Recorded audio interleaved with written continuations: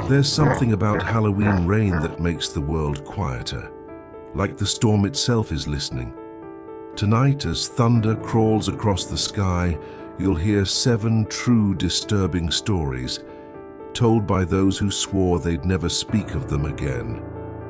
Each one happened on nights like this, nights when the streets were empty and the only sound was the rain tapping on your window. Turn off the lights, put on your headphones, because once you press play, the storm won't stop until you've heard every story. Welcome to Rainy Night Horrors. Story 1. The last trick or treat before the storm. Halloween night was always my favorite time of year. The one night the strange things in my small town didn't feel so out of place. Everyone wore masks, strange noises in the dark were expected, and people smiled at shadows. But that year and the year the storm rolled in, Halloween stopped being fun. It started with the weather warning. A Category 2 storm was expected to hit our coastal town of Havenridge around midnight. Most people planned to stay inside, but my younger sister, Lily, begged me to take her trick-or-treating before the rain got worse. She was 9, dressed as a witch, with a floppy hat that was already getting soaked from the drizzle. We only planned to walk a few blocks. By 8:30 p.m., most of the houses had turned off their porch lights. The wind carried a faint hum, that eerie vibration power lines make before a storm. I remember the way the air smelled, like wet earth mixed with sea salt and something faintly metallic. We were about to head home when Lily pointed across the street. "Let's go to that one," she said. The house she meant was an old 2-story Victorian, a dark grey one with boarded-up windows and vines crawling up its sides. Everyone in town knew it as the Marrow House, abandoned since the fire in the 90s. Nobody ever went near it. But that night, there was a single light glowing in the upstairs window, and a jack-o'-lantern flickering on the porch. "Someone's home," Lily said. She was already halfway across the street. I yelled for her to stop, but the wind swallowed my voice. I chased after her, the rain starting to fall heavier now, the storm building like a living thing above us. The jack-o'-lantern's smile looked wrong. The teeth were jagged, uneven, carved too deep into the flesh. I noticed the candle inside wasn't flickering like a real flame. It was steady, unmoving. The front door creaked open. At first I thought it was the wind. Then I saw the shadow behind it. Tall, hunched, human-shaped, but not quite right. Lily looked back at me and smiled, thinking it was a Halloween decoration. "Trick or treat," she called out. The door opened wider. I saw a pale hand extend. Long fingers, grayish skin, nails too dark to be normal. It held out a candy bar, wrapped neatly. Something about that gesture, the way the fingers trembled, felt off. Then I noticed the eyes behind the door. Not 2 of them, 4. 2 at normal height and 2 lower down, glinting faintly in the light. I grabbed Lily's arm, pulling her back. The hand dropped the candy bar and slowly withdrew into the shadows. The door closed soundlessly. We ran. When we got home, Lily was upset. She thought I was overreacting. She kept saying, "It was probably just a costume." Maybe it was, but I couldn't shake that feeling, that the eyes in that house were watching us even as we turned the corner. That night, the storm hit full force. Power went out around 10:45 p.m. The wind screamed through the trees like something alive. I sat awake in the dark living room, watching the flashes of lightning through the windows. And then, during one flash, I saw a figure standing across the street. It was in front of the Marrow House, holding the same jack-o'-lantern. Only this time, the face carved into it looked different. It looked like Lily, her round cheeks, her little nose, even the crooked smile she'd made when she was nervous. I ran upstairs to check on her. She was asleep, breathing softly, completely unaware. But on her windowsill, and where it should have been dry, there was a trail of wet footprints, small ones, leading toward her bed. I locked every window, every door. I didn't sleep. The next morning the storm had passed. The streets were covered in branches and debris, but the Marrow house, the entire front porch had collapsed during the night, right where we'd stood. No jack-o'-lantern, no door, just rotting boards and a faint smell of smoke. I tried to tell myself we'd imagined it, that the house had been empty all along. But that night, when I went to throw out the trash, I found something sitting by our front steps, a candy bar, wrapped neatly, and next to it, a note written in smudged pencil that simply said, "You forgot your treat." Sound of thunder rolling away. Soft rain continues. I don't let kids trick or treat anymore. And every year when Halloween comes and the storm clouds gather, I light a candle in the window, not to welcome anyone, but to keep something away. Because I still see them sometimes. The four eyes, glowing faintly from across the street, waiting for another child to wander too close before the next storm rolls in. And when it does, it'll be the last trick-or-treat before the storm. Her story 2, the masks we never took off. Halloween night 2018. It was supposed to be my first real night off in months. I worked as a security guard at a suburban mall just outside Portland, and the last thing I wanted was overtime. But when one of the overnight guys called in sick, my supervisor begged me to cover. "Just stay till 3 a.m., he said. "Nothing ever happens on Halloween anyway." He was right. Nothing ever did. At least not until that night. By 11 p.m., the last of the shoppers had gone home. The mall felt eerily hollow, just the sound of the ventilation system humming through the halls and the faint tap of rain against the skylights. I was sitting in the security office, watching the camera feeds on the monitors. That's when I saw it. A group of kids, maybe 5 or 6 of them, walking down the east corridor, all wearing masks. Not plastic Halloween masks either. They were realistic, too realistic, like porcelain faces with deep eye sockets and faintly smiling mouths. The thing that made me pause was that the mall had been locked for over an hour. The side doors had alarms.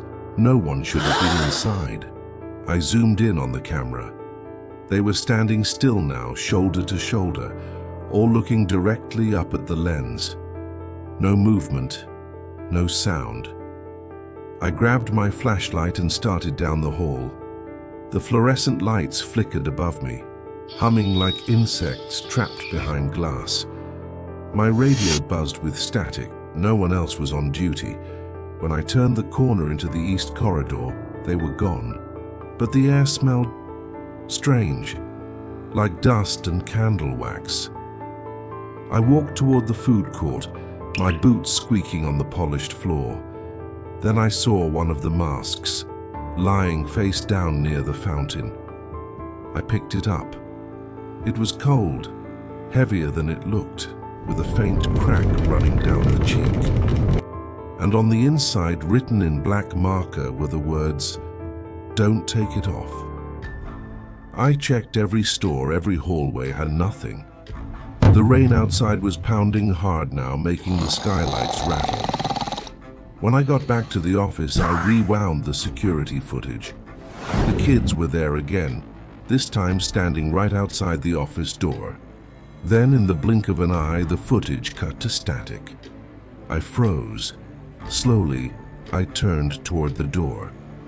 Through the frosted glass, I could see shadows, several of them, standing perfectly still. I reached for my radio. It crackled, and I heard something faint, whispering. Dozens of overlapping voices murmuring words I couldn't make out. Then, clear as day, one voice, soft, childlike, said, "We can see you." I backed up, flashlight trembling in my hand. The door creaked open a few inches, and through the gap, I saw one of the masks, white, blank, smiling. I bolted out the back exit, sprinting through the service hallway toward the loading dock. Every light overhead flickered out as I ran.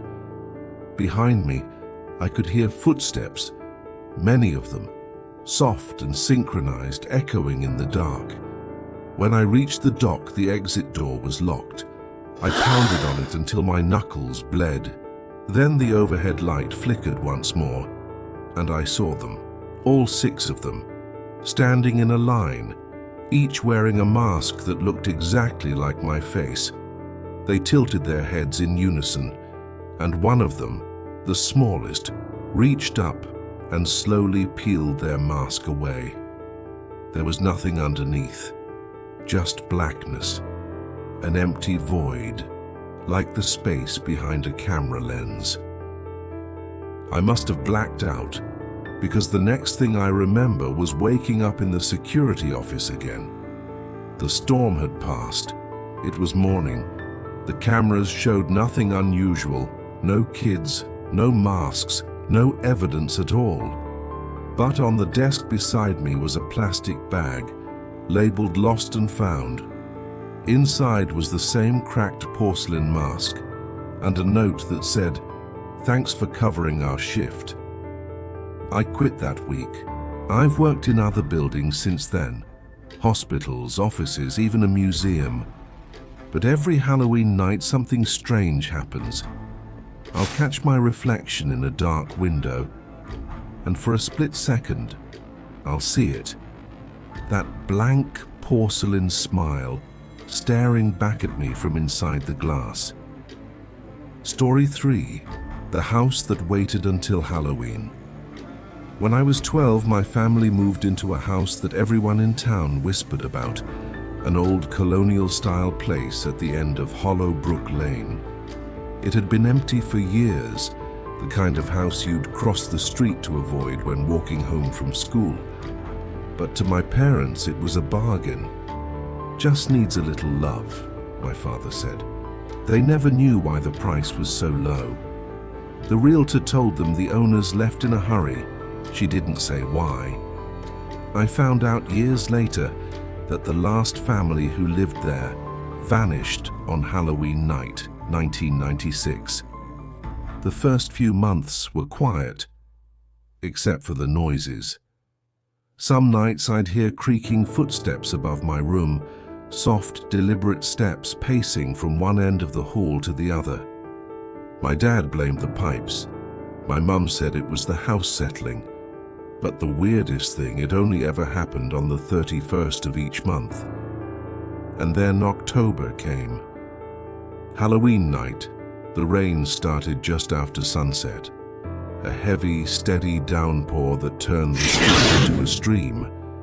Trick-or-treaters disappeared early, and the whole neighborhood went silent by 9 p.m. I was sitting by my window watching the storm when I saw something move near the tree line behind the house. At first I thought it was an animal, maybe a dog, but then I realized it was standing upright. A person, tall, thin, and wearing what looked like an old-fashioned black coat. The figure just stood there, head tilted up toward my window. No flashlight, no umbrella, just standing in the rain. When lightning flashed, I saw its face, pale and featureless, like someone had wrapped white cloth tightly around it. I ran to tell my parents, but when I looked again, the figure was gone. Around midnight, the power went out. My dad went to check the breaker in the basement, but he didn't come back up right away. My mom told me to stay in my room, but I could hear her whispering his name from the hallway. Then, thud, a single heavy sound from beneath the floorboards.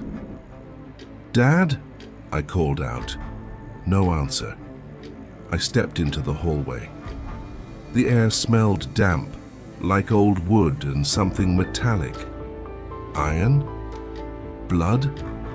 That's when I noticed the attic door was open. It shouldn't have been.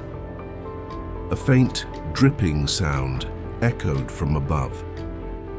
I climbed the stairs slowly, my flashlight flickering with every step. The closer I got, the stronger the smell became. At the top of the stairs, I found muddy footprints leading toward the open attic, bare human footprints, and right there, hanging from the ceiling beam, was an old Halloween mask. It was cracked and pale, with hollow eyes and a stitched smile, and beneath it, a single dripping candle still burning. The wax had melted into the floorboards, forming what looked like a pattern, a circle with shapes around it, drawn in wax and ash. Then, something moved behind me. A slow, deliberate breath, warm against the back of my neck. I turned around, shining the light. But there was no one there. Only the faint outline of a handprint on the wall, as if someone invisible had just leaned against it. By the time my dad finally came back up, he looked shaken. He claimed the breaker box was fine, but he didn't want to talk about what took him so long. The next morning we found muddy footprints in the basement too, the same bare human prints. That night was the last Halloween we ever spent in that house. We moved out a month later. Years later, after college, I got curious. I searched for the address online. The property record showed something strange. The official demolition date for the house was listed as October 31st, 1996. But I lived there in 2007. I drove out to Hollowbrook Lane last year just to see. There's no house there anymore, not even a foundation. Just overgrown grass and an old mailbox with our name still faintly scratched into it. But as I turned to leave, I noticed something sitting in the dirt, half buried, blackened from rain and time. An old Halloween mask, cracked pale with a stitched smile. And when I picked it up, the same whisper that haunted my childhood attic drifted through the wind. Welcome home. Story 4. The house that handed out candles. Halloween night had always been my favorite. Not for the candy, not for the costumes, but for the strange stillness that came right before midnight. That thin veil of silence that made the whole world feel like it was holding its breath. That year the rain came early, a steady, whispering drizzle that glazed the streets of my small town in reflections. Streetlights looked like melted halos on the pavement. I was 17, too old to trick or treat, but too restless to stay home. So I walked, hood up, flashlight in my pocket, and a half-eaten candy apple clutched in one hand. Every few houses, a door would creak open. A little kid would shout, "Thank you." And then another porch light would flicker off one by one as the night wound down. That's when I saw it.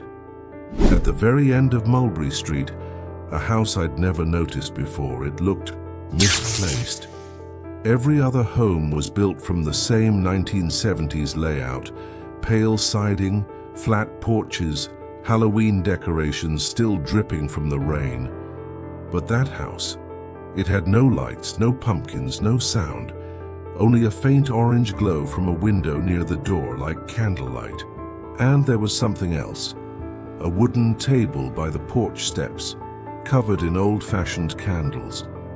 Not in wrappers or plastic, real wax candles.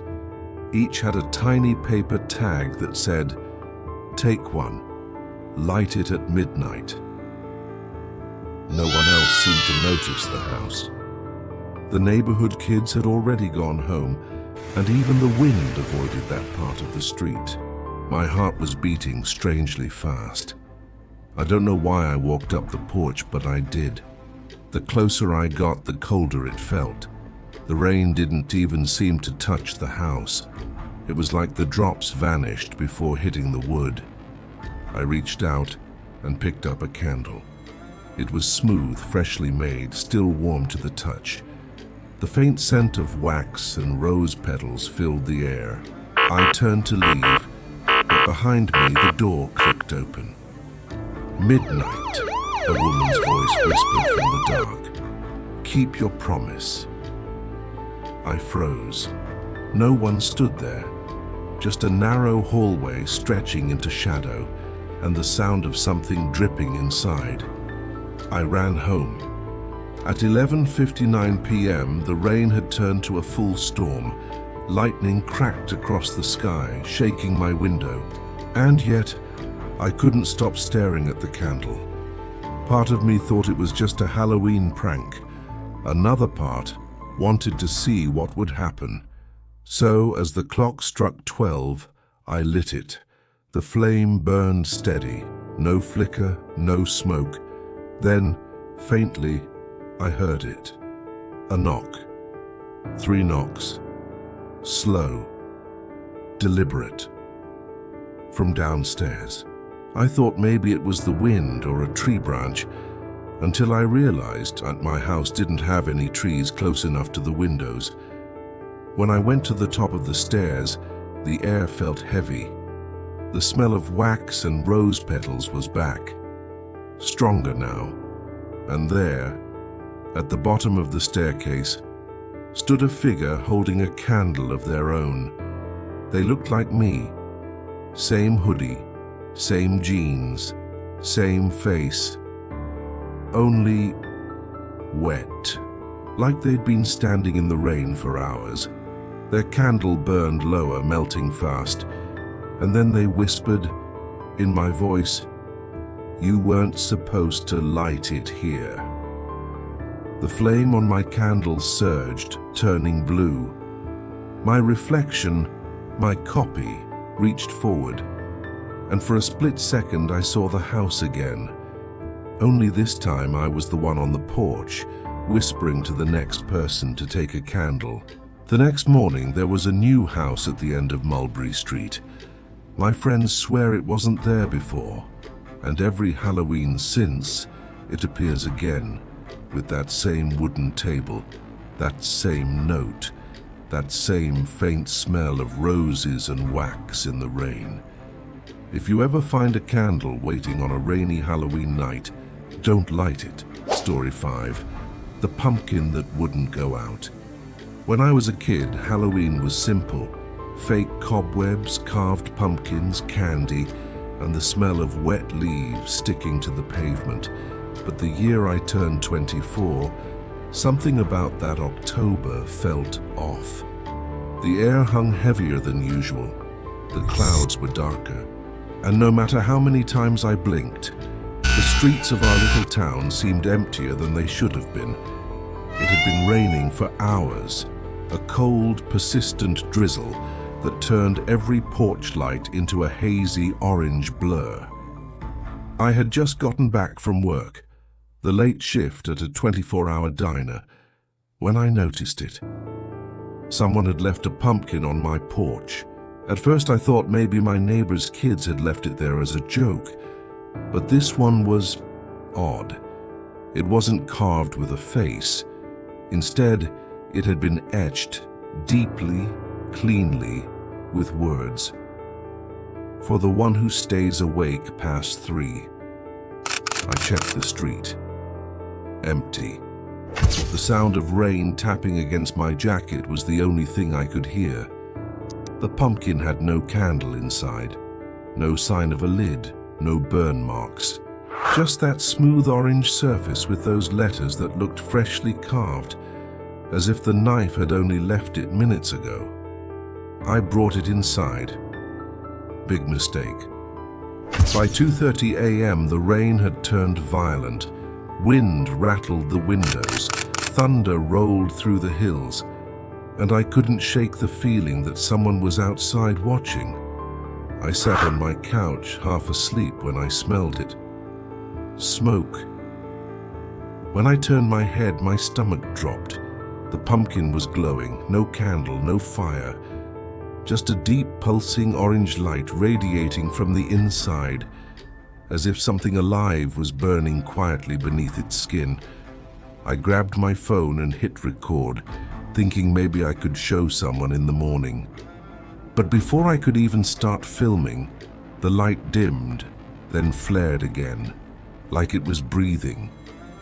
And then it spoke, a low, crackling whisper coming from the hollow inside.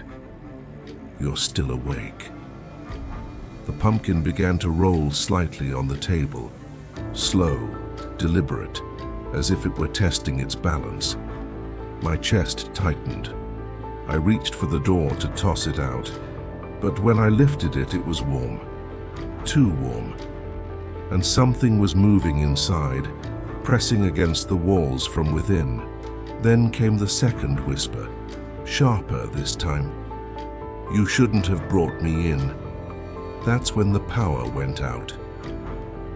The house fell completely dark except for the pumpkin's glow. I could see my reflection faintly in its slick surface, and in that reflection behind me, a figure.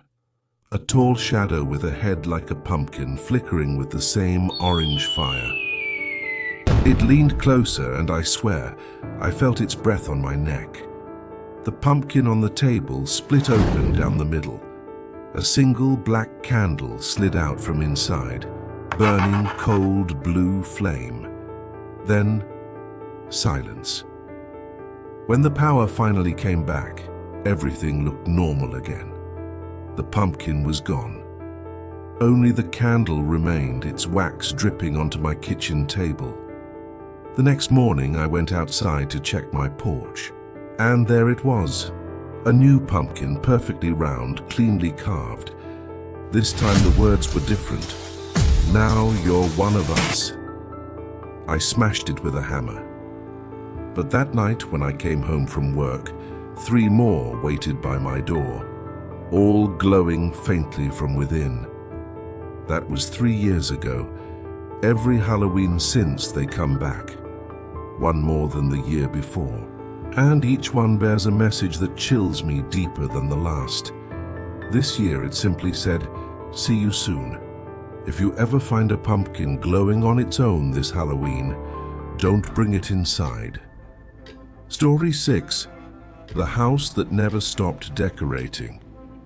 It started as a local Halloween legend, the kind that small towns whisper about to spook outsiders. Everyone in Millstone Hollow knew the Wexler house, a decaying 2-story home at the end of Croft Lane. No one had lived there for over 40 years, not since the fire in '83 that supposedly killed the entire family inside.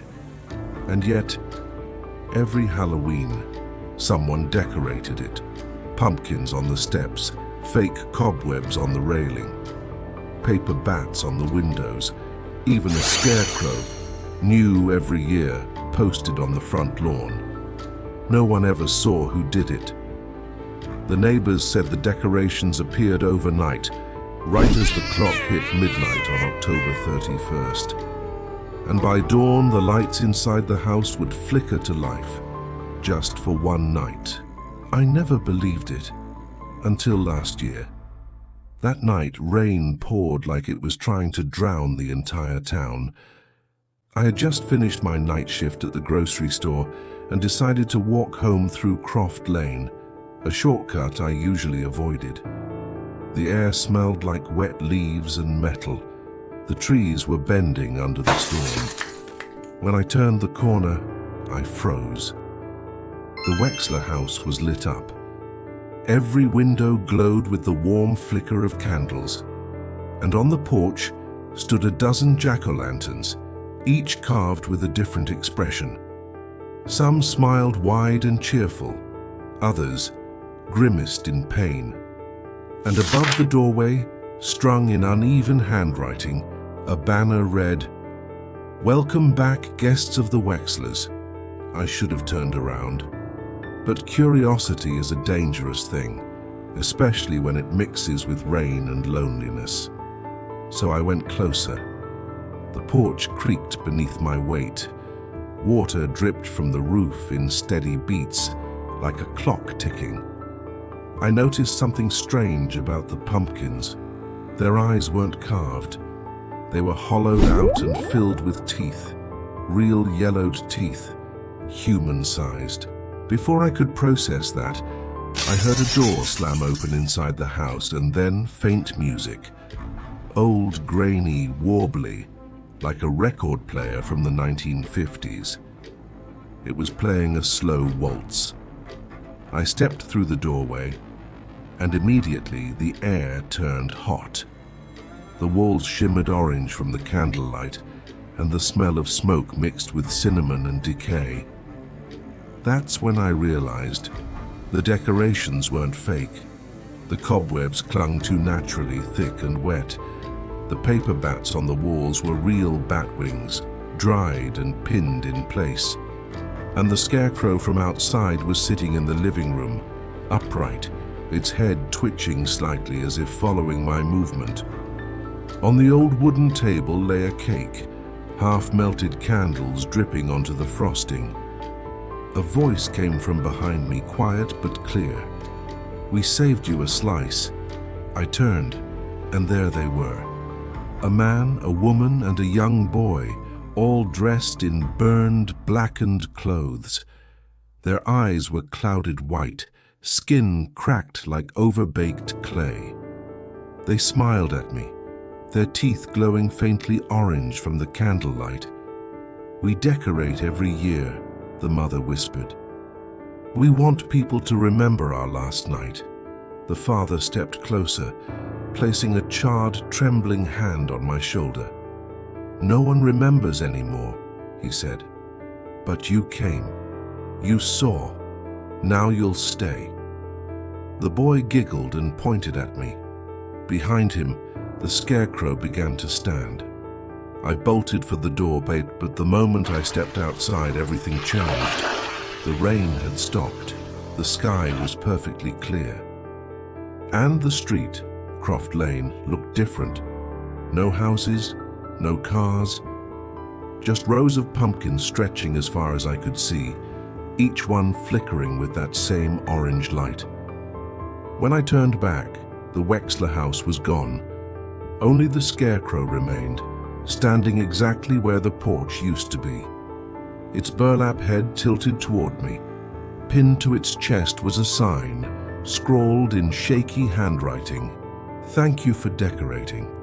The police didn't believe me, of course, said maybe I fell asleep walking home and dreamed it up. But this year, when Halloween rolled around again, I went back to Croft Lane just to prove to myself it wasn't real. And there it was, the Wexler house, perfectly rebuilt, candles glowing in every window, music faintly drifting through the air. And on the porch steps, a new pumpkin. Carved into it were the words, "We're waiting inside." Story 7. The Last Broadcast. Halloween night always felt lonelier when it rained. I'd been working the midnight shift at WZRD 96.6 FM, a small-town radio station tucked off an empty stretch of highway. It was one of those forgotten frequencies, a relic from the late 80s, barely hanging on with old equipment and a handful of loyal night listeners. The station always went dark around 3 a.m., but that year our boss had a special Halloween broadcast planned. He wanted spooky call-ins, ghost stories, creepy ambience, like War of the Worlds, but local, he said. Problem was, I was the only one left to host it. So there I was, alone in a flickering fluorescent booth, the sound of rain thrumming on the tin roof, an old mug of coffee beside me. Outside, lightning rolled across the horizon. I hit the mic switch. "Good evening, Hollow County. This is Eddie on WZRD, keeping you company through the storm. If you've got a ghost story or something strange to share, the lines are open." The red on-air light blinked. A faint hiss of static filled the headphones, that familiar, comforting white noise. Then the first call came through, a woman's voice, soft, uneven. I just need someone to talk to, she said. Something's outside my house. I leaned forward, intrigued. You're live on WZRD. What's your name, ma'am? Dana. I live out near Blackridge Road. I thought it was trick-or-treaters, but it's been standing there for over an hour. Standing where? In my yard. It's wearing a mask. I think it's listening to me. The hairs on my arms rose. Outside, thunder cracked, echoing through the metal walls. Dana, can you see any details? Maybe it's someone playing a prank. She hesitated. I could hear her breathing. Then, it just moved closer. A loud bang jolted through the headphones, then static. I froze. Dana, are you still there? Nothing. Just the soft hiss of dead air. I took off my headphones, trying to shake it off. Probably a bad connection. But before I could reach for the switchboard, another call came in. WZRD, you're on the air. A man's voice this time, raspy and out of breath.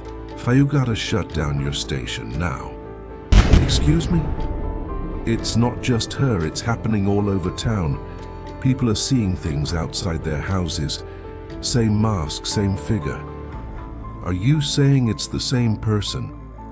No, he said. I'm saying it's not a person. The line went dead. For a long moment I just sat there, the hum of the equipment filling the silence. Somewhere in the building a door creaked open. Now I knew I had locked everything before my shift started. The building was old, isolated, a single structure surrounded by woods and a narrow access road. I turned down the mic gain, slowly stood up, and looked toward the hallway. Rain poured against the windows, streaking the glass. The red on-air sign pulsed faintly. Then from the shadows I heard it, a faint tapping. Tap, tap, tap, like fingernails against glass.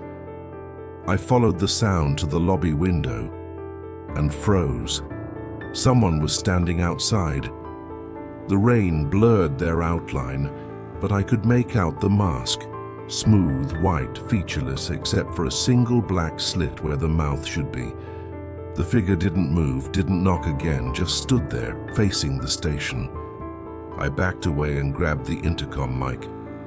Listeners, if you're out there and seeing something strange tonight, I need you to stay indoors. Lock your doors. I tried to laugh it off, but my voice cracked. Then the phone rang again. I answered instantly. WZRD, you're live. This time the voice on the other end was faint. It sounded like Dana again. He's here.